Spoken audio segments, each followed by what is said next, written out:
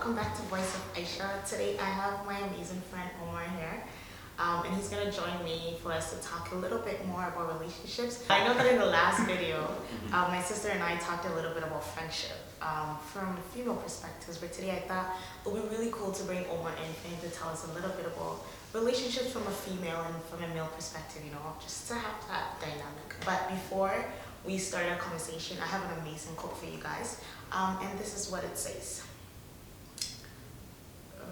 Okay.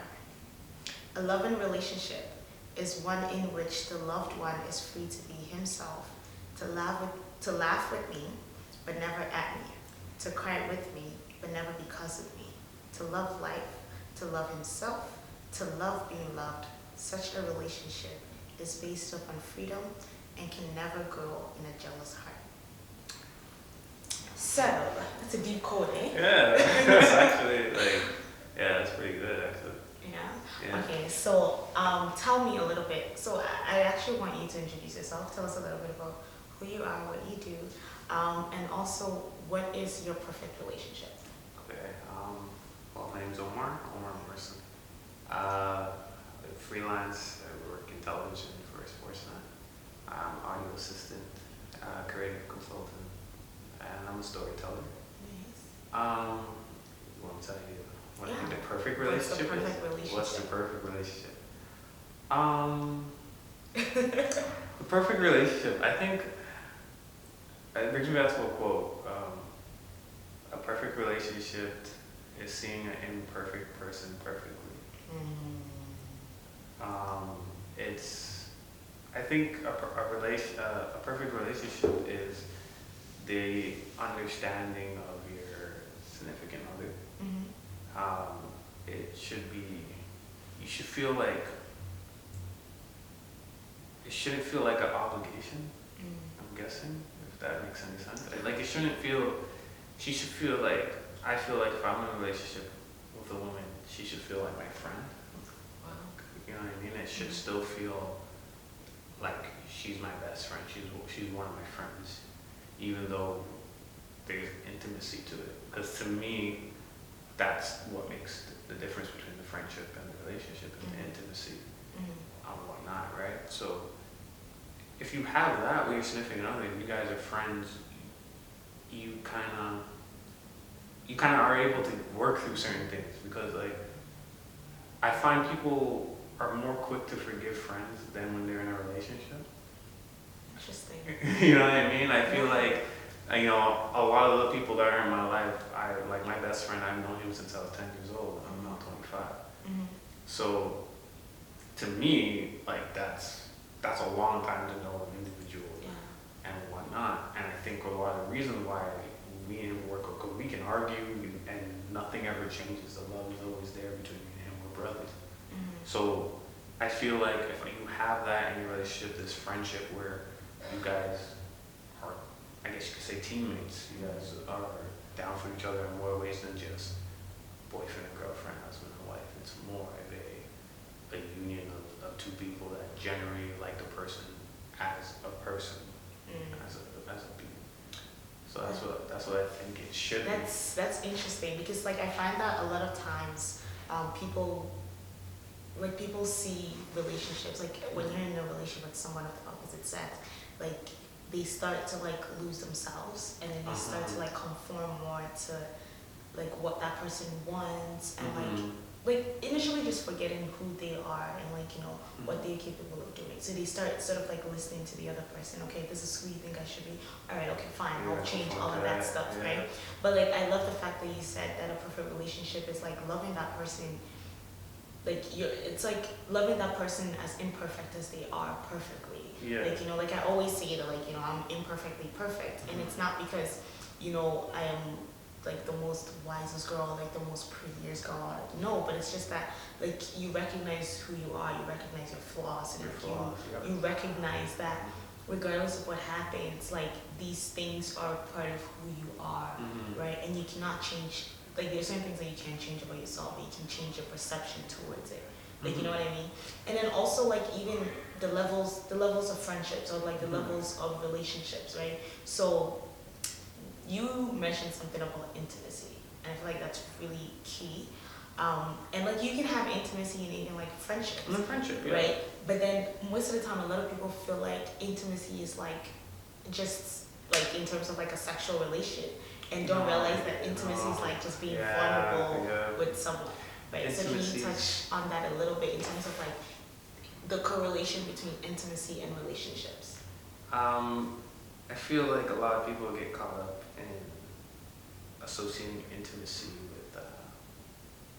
with lust. Like you said, it's always something to be sexual. Where intimacy is something as simple as me taking your hand or me giving you a hug. You know what I mean? Or you leaning on my shoulder. It's a sense of, to me, comfort. It's a sense of being safe and feeling at home with that person. And people have a different intimacy depending on the relationship they have, or the bond, I should say, with that person. Because there's different, I feel like a relationship or a friendship, whatever you want to call it, it relies on the bond. And if you have a certain bond with somebody, I think every bond has a certain form of intimacy that comes with it. That's true. And I think in terms of, for men, I think a lot of the times is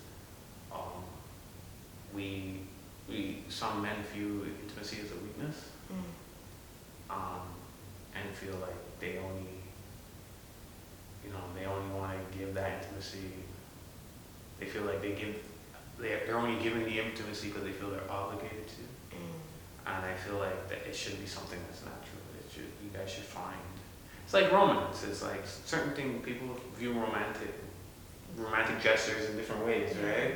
So like whatever is romantic for you and your partner, whatever you guys consider romantic, that will lead to your form of intimacy. Whether it's you guys sharing ice cream, you know what I mean, or like just watching Netflix or Netflix and chill. But you know what I mean. Like for example, in my relationship, our thing is we watch like movies or TV shows with each other. So like we'll pick a series and then like we'll watch it. And like when we go to the theater, we normally go with each other. It's just our thing. It's just something we do for fun, right? So that with it comes a little intimacy. Sometimes we're not cuddling. Sometimes we're just there, huddled up, have blankets, and we're like, holy, and we're just both sharing that experience with each other. And sometimes it's just knowing that she's there, kind of thing. That's all I need. That's for me. But again, like I said, it's individual perceptions, and I feel like people get caught up in materialistic views of what intimacy and relationship is supposed to be, and that leads to a lot of problems, whether it's in a friendship or whatever, because you could have a certain intimacy with a friend, and then when you get into a relationship, your significant other feels that intimacy is crossing a line. So, I mean, I do feel there's lines that need to be drawn, but at the same time, it's kind of like, you know, if I have a friend and me and her are used to sleep beside each other because we look at each other brother and sister, which I do. I have a friend, like, there was times she got kicked out. I would say pick your side and we'd sleep at the door on the same bed, and it wasn't anything sexual about that. It was just, she was a sister to me, and I have a deep care for her, and you know, and anybody that got in a relationship had to understand that, or else we were gonna have a problem. You know what I'm saying? Not to say that was something that happened all the time, but that's something that had happened, and if she was ever in a situation where she needed a place to stay, my life would be open to her, whether I would give it up and sleep on the floor. Like that's kind of where we are as friends, right? So I hope I answered the question. No, that's interesting. Like it's so interesting too that you mentioned like the different levels and like also the boundaries and stuff that needs to be drawn in like, different relationships. Thinking that like the connection between intimacy and healing. I've had different conversations with a lot of my teammates and like my friends, and like we always talk about, you know, most of the time, especially from like a female perspective, and like I want you to give me this based on a male perspective. From a female perspective, it's so easy to like end one relationship and like just jump into the other one, right? where it's like you don't take the time to heal and to like come to terms with some of the things that happen in that relationship.